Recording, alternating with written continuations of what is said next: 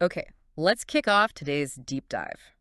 Look, whether you're managing huge projects or you're just curious about what really drives success, we're aiming to give you a bit of a strategic shortcut here. Hmm. We're diving into something crucial: the difference between internal and external enterprise environmental factors.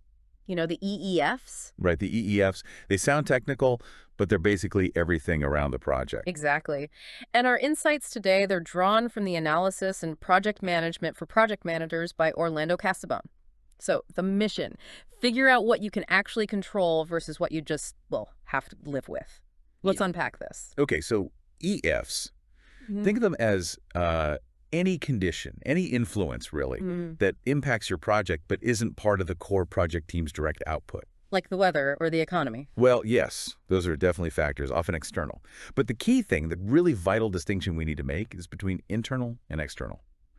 Getting that right is fundamental for, planning and handling risks properly. Okay, internal first then. What makes something internal? Stuff we can actually maybe influence. Exactly. Internal EFs originate within the organization. Yeah. You might not control them directly as a PM, but the organization can shape or adapt them. Take leadership style, for instance. Wait, leadership style, that feels inherent. Like it's just how the company is. How is that internal in a way we can influence? Isn't that sort of the environment? But see, the organization chose or evolved that style. It dictates how decisions get made, right? Oh. Centralized or decentralized. Who signs off on what?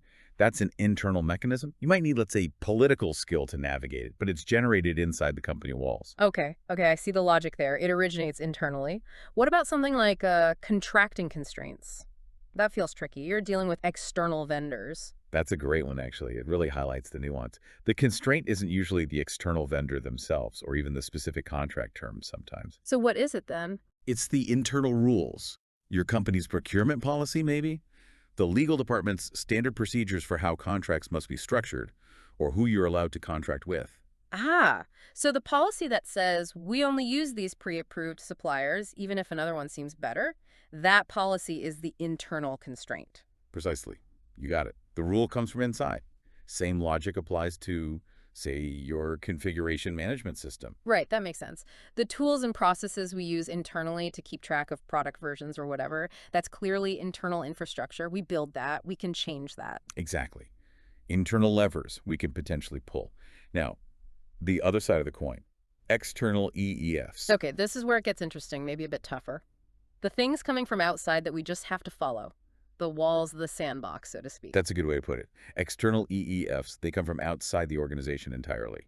You don't influence them, you adapt to them. Compliance is usually the key word here. So give me the classic example, the one we really can't argue with. Well, the clearest examples are often legal or regulatory. Think about data protection rules, like GDPR. Ah, right. GDPR, huge impact. Huge. And it's imposed by governments, by regulatory bodies. Mm. Your company didn't write the law. You have zero control over its text. You just comply, period. No influencing that. None.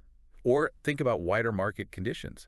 If there's a global microchip shortage, that's an external factor slamming into your project budget and timeline. You can't control the shortage. So you've got internal factors shaped by company choices, things like culture, policies, systems, and then external factors like laws and market forces, basically handed down from outside. That's the core distinction. Internal. You can potentially influence or navigate. External. You must comply or adapt. And understanding that difference is key. Absolutely key. It tells you where to focus your energy. Trying to change an external regulation. Probably futile. Trying to improve an inefficient internal process. That's where you might actually make headway. It's about focusing your influence where it counts. Okay, so connecting this to the bigger picture.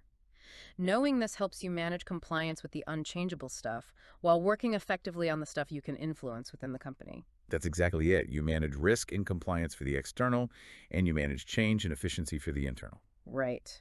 Which leaves us with a final thought for you, the listener, to chew on.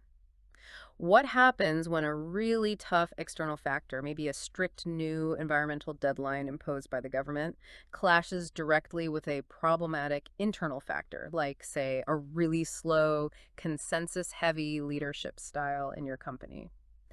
Which one breaks first? How does that play out? Hmm. That's a tough scenario. Definitely something to think about. And if you want to explore these kinds of project dynamics in much more detail and really get a solid handle on them, we absolutely recommend checking out the source we mentioned earlier, precisely Project Management for Project Managers by Orlando Casabone.